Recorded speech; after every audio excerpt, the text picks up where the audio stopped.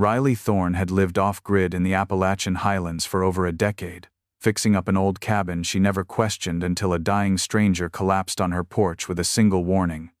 "That's not just a cabin." Days later, tucked behind warped floorboards, she found a blueprint older than the house itself, signed, dated, and stamped by an organization that no longer existed.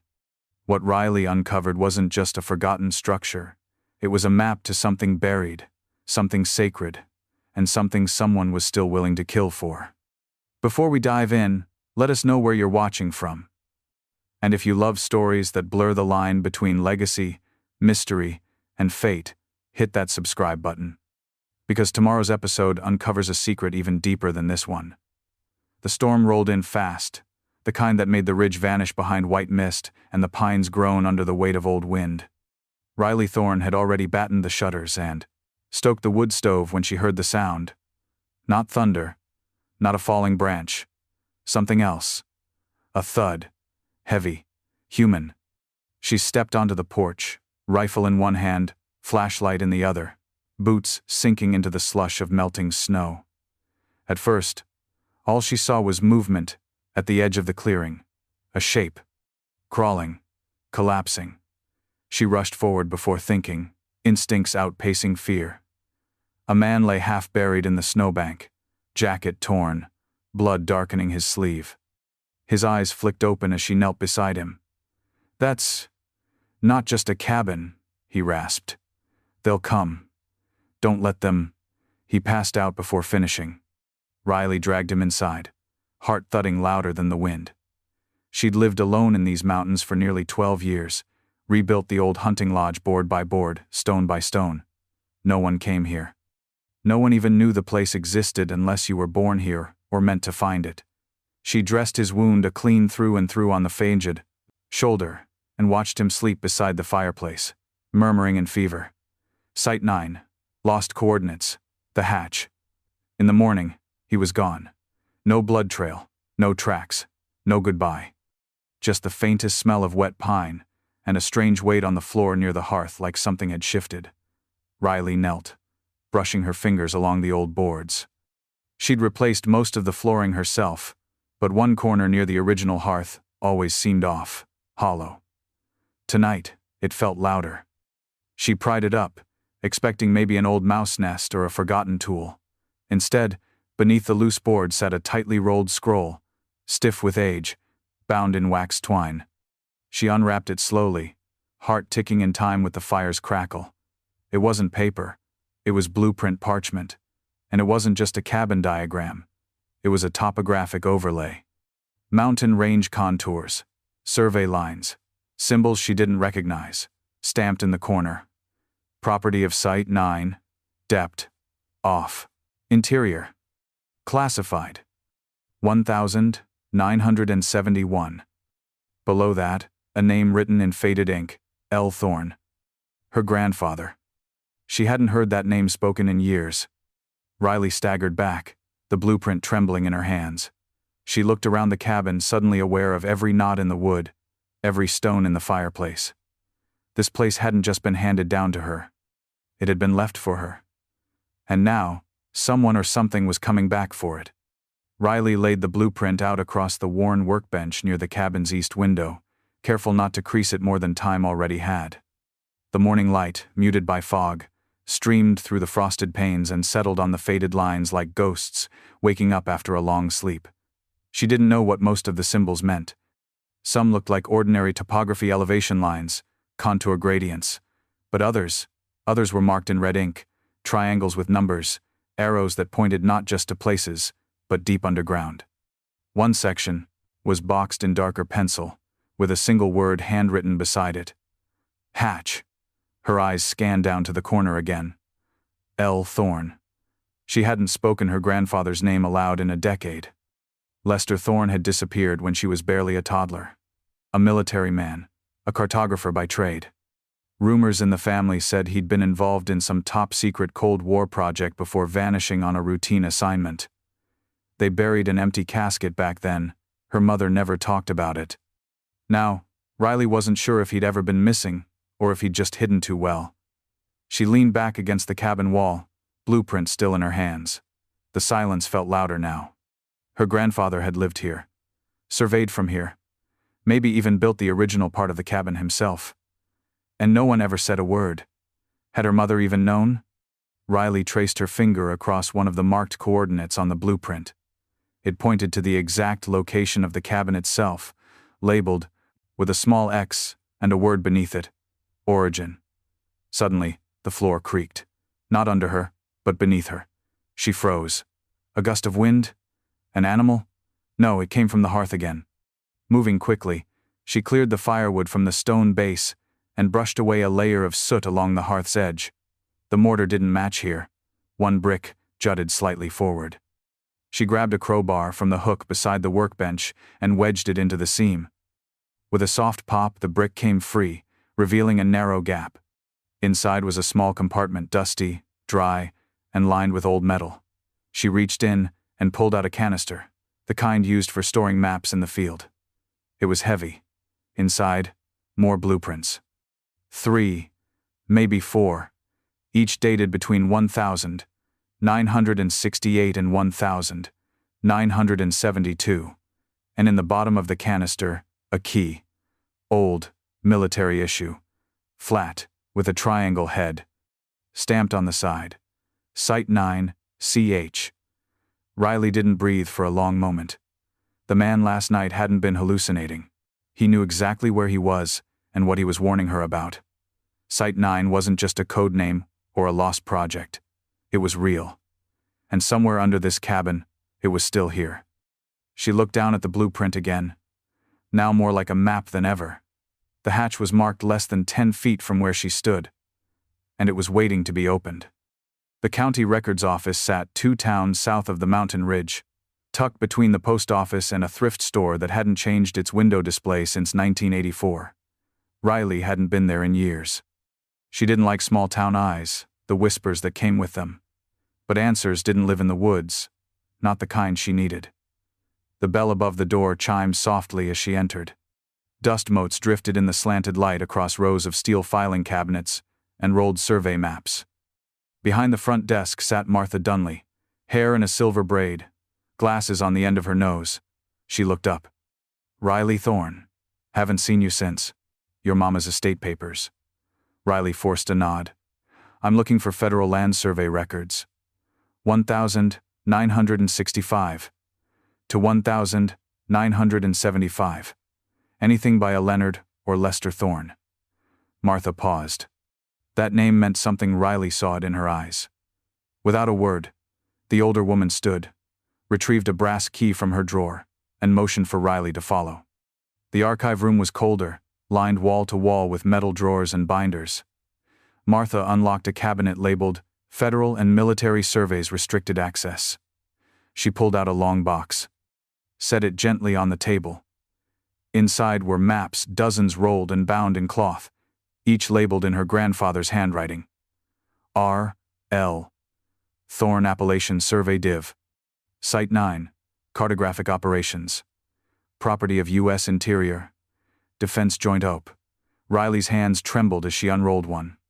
The same cartographic symbols. The same precision. In the corner, his signature.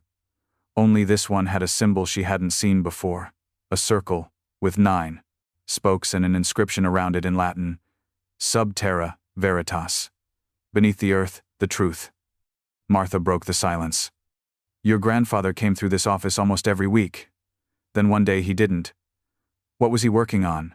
Martha hesitated. People said it was a mineral survey. But men in suits came after he vanished. Took files. Closed access to the ridge. Your mama stopped asking questions. Maybe because she knew more than she let on. Riley rolled the map back up slowly. "Do you know what Site 9 was?" "No. But I know this: whatever your grandfather found, the government wanted it sealed.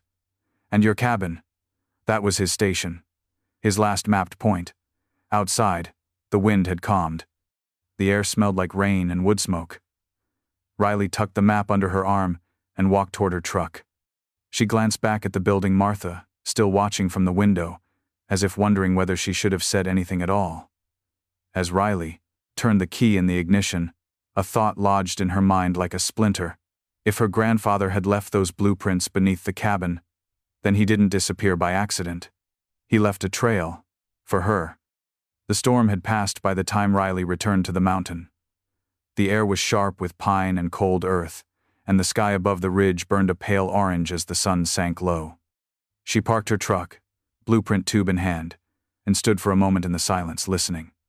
No birds, no wind, just the cabin breathing in the dusk. Inside, the fire had gone out. The blueprint still lay unfolded on the table, its corners weighted by old horseshoes. Her lantern cast a circle of warm light across the worn wood floor, and the hatch was there, not visible. But she could feel it now, like something beneath the cabin was holding its breath. She moved the table, then the rug, knelt to the cold boards. According to the blueprint, the opening was aligned directly under the oldest beam, the one her grandfather had carved his initials into long before she was born. RT. She ran her fingers across the seam between two boards. There a groove, too straight to be accidental. She fetched her pry bar again, heart thudding in her ears. The board lifted with a groan, releasing a breath of air stale as a forgotten tomb. Beneath it lay a metal hatch door. Circular. Bolted iron, corroded but intact. At its center the same symbol she had seen in the archives, a circle with 9 spokes. Sub terra, veritas. Riley hesitated only a second before sliding the old key into the lock plate. It fit. Too well. The tumblers clicked. The hatch opened with a hiss of dust and rust, revealing a ladder descending into darkness. She grabbed a flashlight, slung a rope over her shoulder, and started down. The air grew colder. The smell changed from pine dust to damp limestone. Her boots touched ground after 12 rungs. The flashlight beam swept across a narrow tunnel carved from bedrock. And then she saw it. A door. Not wooden, not iron, concrete, reinforced, and stamped faintly with red paint. Site 9. Raven Division authorized personnel only. Her breath fogged in the air. This wasn't a cellar. This was a facility. She raised her light higher. Torn wires dangled from the ceiling. Rusted tools scattered on a work table. A clipboard lay on the floor, its papers fused by time and moisture. The top sheet was still legible. Field Station Log L. Thorn date, July 3, 1972. And beneath it a final line, handwritten in black ink. They're shutting us down, burying everything. If someone finds this, follow the coordinates. Don't trust. The ink ended abruptly. Something dripped in the dark. Riley looked up. She wasn't alone down here. The drip echoed again, steady, rhythmic, not footsteps. Water. Riley let the tension in her jaw ease, just slightly, and swept her flashlight toward the ceiling. A rusted pipe snaked along the stone, leaking in irregular drops. No movement. No breathing but her own. Still, she wasn't alone. She could feel it. Not a presence, a memory. Dust lay thick on the workstation ahead, but nothing had been disturbed in years. Beside the old clipboard, a row of photographs was pinned to a corkboard. She brushed the grime away. Her grandfather stood in nearly every one. Younger. Lean. A canvas jacket with a U.S. interior emblem on the sleeve. Standing beside other men and women in front of a truck with Site 9 survey operations stenciled in faded paint. Some wore uniforms, some didn't. And behind them, the same mountains, the same cabin. She blinked. One photo showed a map spread across a table. Not a simple land survey, but a blueprint identical to the one upstairs. She squinted. On the back of the photo, someone had written in ink, Sub-Terra Project cartographers, geologists, engineers. And below that, smaller. They don't just want to map what's under the earth. They want to own it. Fear curled cold fingers around her spine. Another file cabinet stood against the wall. Locked. Riley tugged at the drawer, no give. She scanned the room. Her light found a key ring hanging on a rusted peg. She tried the first key on the drawer. It clicked. Inside, folders, yellowing, fragile. Marked, Geologic Anomalies, Sector 9. A seismic cavity mapping. R.L. Thorne Personal Notes. Her hand hovered, then settled on the last one. Inside were sketches not of maps, but of tunnels. Chambers. Vault-like structures buried beneath the ridge. The last page stopped her. A simple note in her grandfather's handwriting. The cabin is not the destination. It is the door. Riley's heartbeat steadied in a different way. Not fear, purpose. She folded the note and tucked it into her jacket. She turned toward the concrete door marked Raven Division. It was shut with a wheel lock, tight with decades of rust. She gripped it, braced her boots, and forced it to turn. Metal screeched like an animal waking from a long sleep. The door opened. Cold air exhaled from the blackness beyond. She aimed her flashlight inside. A corridor stretched forward, lined with pipes and cables. On the wall beside it a faded insignia, a raven with outstretched wings over a mountain peak. And beneath it, words stenciled in black. Project Sub Terra, authorized cartographers only. Riley swallowed. Her grandfather hadn't just drawn maps. He'd built the way in. She stepped across the threshold, and the darkness swallowed her whole. The tunnel beyond the Raven door was colder, deeper, more deliberate, not carved by hand but bored by machines. Grooves lined the curved walls, marked with chalk numbers and faded timestamps. Every few feet, a lamp fixture hung from the ceiling, long since dead. Riley ran her hand along the wall. Concrete first, then raw stone. At some point, construction had stopped abruptly, like someone gave an order and walked away. Her footsteps sounded too loud. The air shifted metallic, mineral-rich, heavy with stillness. She passed a row of crates, lids warped with age. Inside coiled cables, seismic meters, reels of undeveloped film. Beside them, a stack of journals wrapped in waxed canvas. She hesitated, but only for a breath, before untying one. The handwriting was unfamiliar, sharper than her grandfather's. Day 112. Our readings confirm it. There is a cavity beneath Sector 9. C. Massive, depth unknown. The resonance isn't natural. Day 128. They want to drill. Thorne disagrees. Says the mountain isn't hollow. It's occupied. Day 134. Access denied. Project orders. Seal all lower tunnels. Burn the backups. Riley closed the journal. Occupied. By what?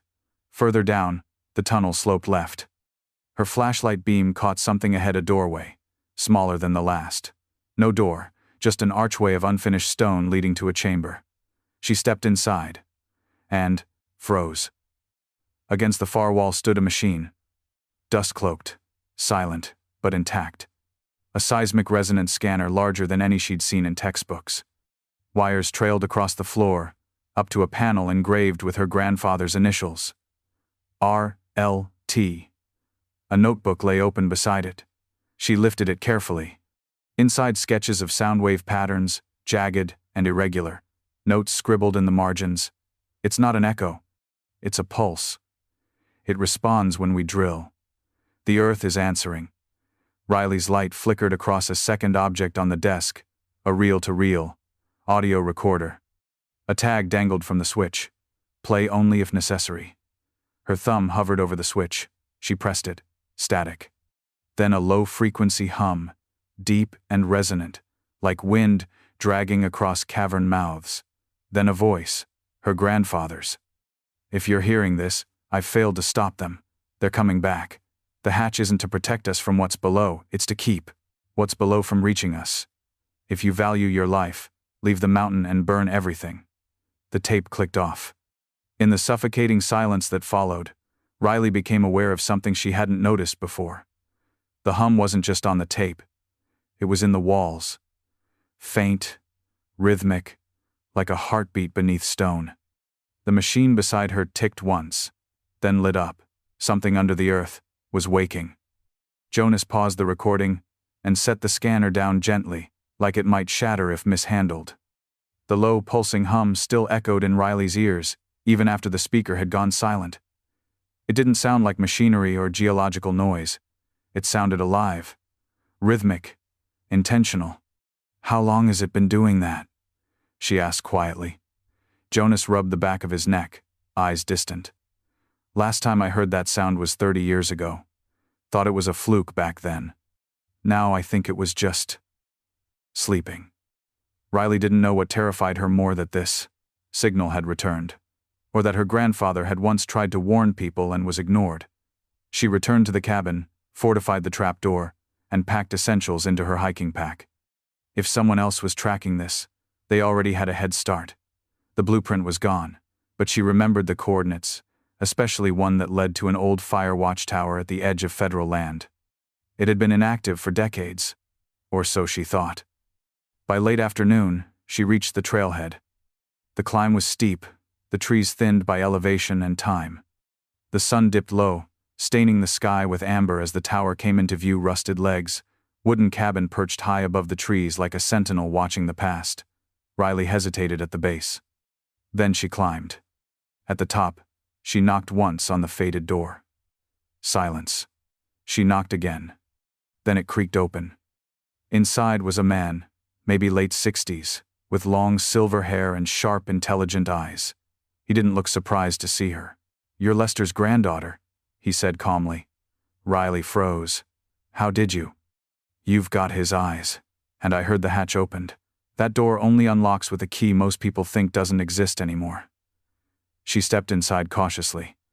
Maps were pinned across the walls, old tech equipment humming faintly.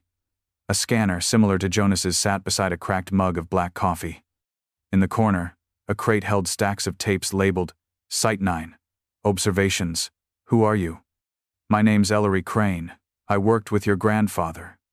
Back when Site 9 was still active, or at least, when it pretended to be." "What was it really?" Riley asked, eyes narrowing. "I've seen enough to know it wasn't just a bunker." Ellery nodded. "It was never about survival. It was about protection, but not from war, from discovery." He motioned to a map of the Appalachian corridor. "Your grandfather believed there were structures beneath these mountains older than anything documented. The government dismissed him until seismic patterns proved otherwise. Site 9 was supposed to monitor them, but once they realized the scope, they shut it down. Too many questions. Too much power." "And the spiral?" she asked. Ellery hesitated, then walked to a cabinet and retrieved a folder. Inside was a photo, an aerial shot of a vast spiral carved into stone, only visible with special imaging. "This was found 20 miles from here, buried under 60 feet of rock. Your grandfather thought it wasn't man-made. That it was responding to something." "Like what?" Ellery looked her dead in the eye. "A signal. From somewhere else. Or from something that's always been here. Sleeping." Riley felt the chill climb her spine. Ellery continued. "Lester left you the cabin for a reason. He knew this would wake up one day. And he knew someone would come looking. You were never just inheriting a house, Riley. You were inheriting his mission." She took a slow breath, the weight of legacy sinking in. "And if I don't follow through, then they'll find it first," Ellery said. "And they won't protect it, they'll control it, or destroy it." Outside, the first stars pierced the darkening sky. Inside, Riley opened the blueprint from memory and circled the final marked coordinate. It was deep in restricted forest, and it was calling. Riley left before dawn, moving through the trees with only the soft crunch of pine needles underfoot and the echo of Ellery's words in her ears. They'll find it first. She didn't know who they were yet, government remnants, private contractors, or something else entirely? But whoever had broken into her cabin and stolen the blueprint wasn't some curious hiker. They knew what they were doing. By noon, she was halfway to the final coordinate. An old service road now overgrown with brambles and shadowed by towering firs. The trees here grew denser, as if protecting something. The air felt charged. She kept her rifle slung across her back, unsure if she was more afraid of people or something else. She paused to drink from her canteen when her dog, Bramble, a mutt with ears too big and loyalty too fierce, froze beside her. He growled low, staring at the path ahead. Riley followed his gaze. A glint of movement, just a flicker, like fabric in wind, disappeared behind the brush. She dropped to a crouch and waited. Nothing. They were being watched. They moved on, slower now. Bramble wouldn't stop growling. They reached the clearing just past dusk.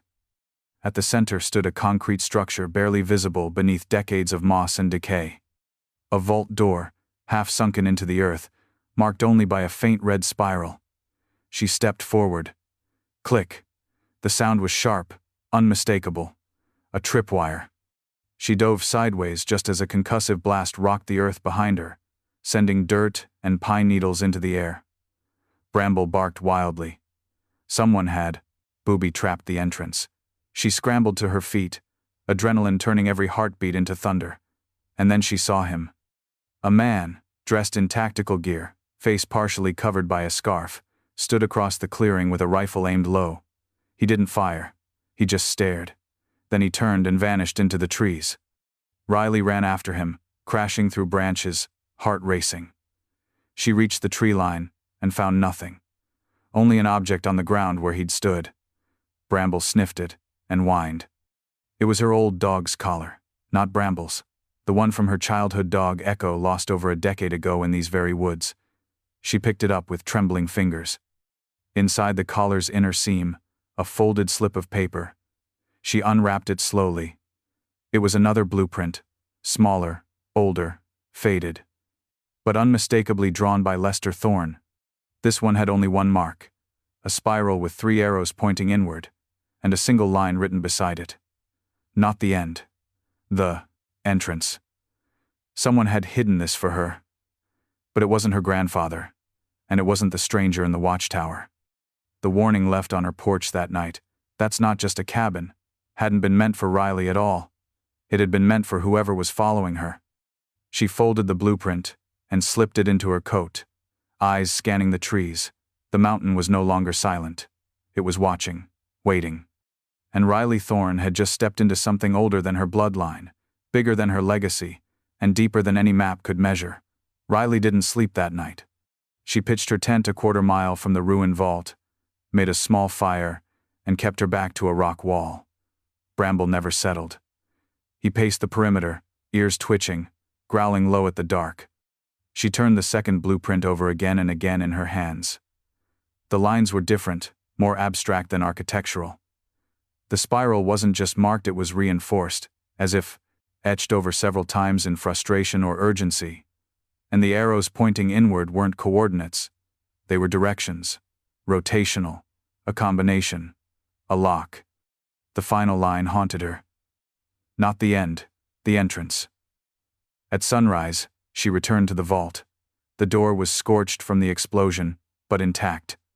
A thick, reinforced slab with a circular panel embedded in its center, 3 recessed arrows, arranged in a ring. She traced the pattern with her fingers. 3 turns, clockwise, counterclockwise, clockwise, click. With a low groan, the door began to shift, dust falling in sheets as ancient hinges surrendered to gravity. It didn't open wide, just enough to slide through. Inside, her breath caught. This vault wasn't like the one beneath the cabin.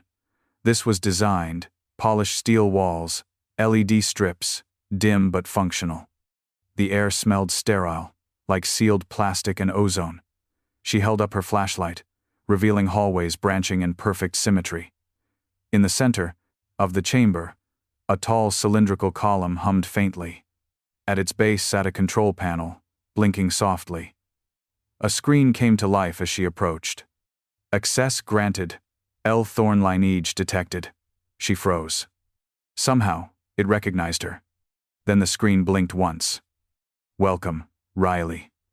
You are not the first to return. Her hands trembled. She tapped through the terminal.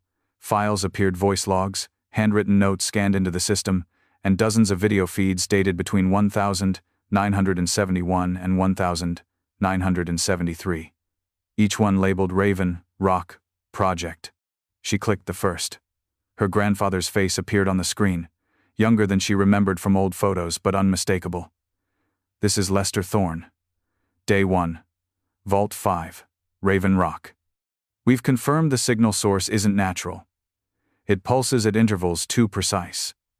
We've run simulations, they correspond to tidal patterns, lunar cycles, and human brainwave frequencies. That's not coincidence.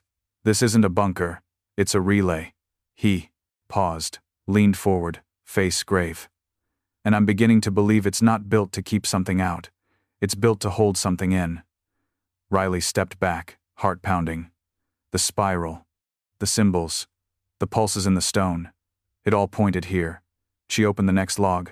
Lester's voice again, now weary. They shut us down. Site 9 is being dissolved. They said it's too unstable, too dangerous. But I think it's because they're afraid of what's inside these mountains. I'm leaving this vault operational. One day, someone will come back. Maybe my blood. Maybe not. But whoever you are, do not try to control it. Listen to it. And whatever you do, don't awaken it. The screen went black. Riley stood in the flickering light, overwhelmed. This wasn't a secret. It was a message. A warning. She copied the files to her drive, backing up everything. Behind her, Bramble barked.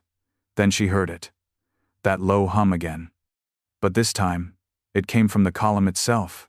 The base glowed faintly. She backed away slowly. This vault wasn't just a time capsule. It was waking up. And something had just noticed her presence. Riley didn't run. She should have every instinct screamed it.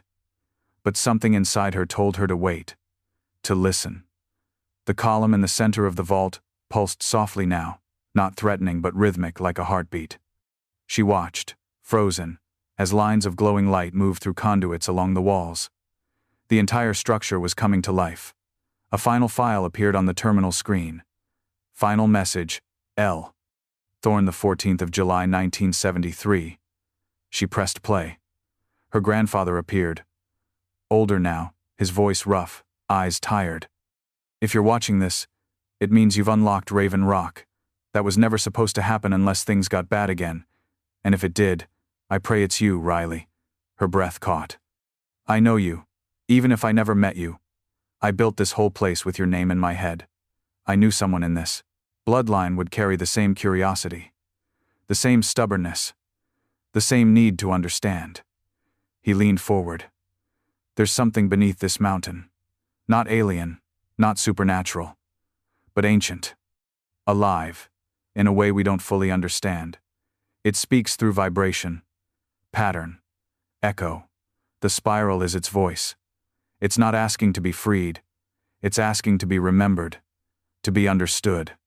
But the wrong people want to twist that voice into something else, a weapon, a tool. He took a deep breath. That's why we sealed it.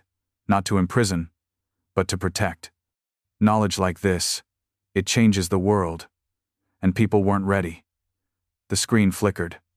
A final line. Don't let them turn this into fear. Let it become wonder again. Make them listen. Then silence. Riley stood there for a long time, the weight of 52 years pressing down on her shoulders. Her grandfather had never vanished. He'd buried himself in this mission. He'd buried a message one meant to survive war, governments, even time. And now it belonged to her. She walked back through the vault in silence, copying every log, every file, every map she could find. As she emerged into the twilight, Bramble at her side, the wind on the ridge had changed, softer, warmer. She didn't look back as the vault door slowly resealed itself. At the cabin, she found Ellery waiting by the fire. You saw it, he said. Not a question. Riley nodded.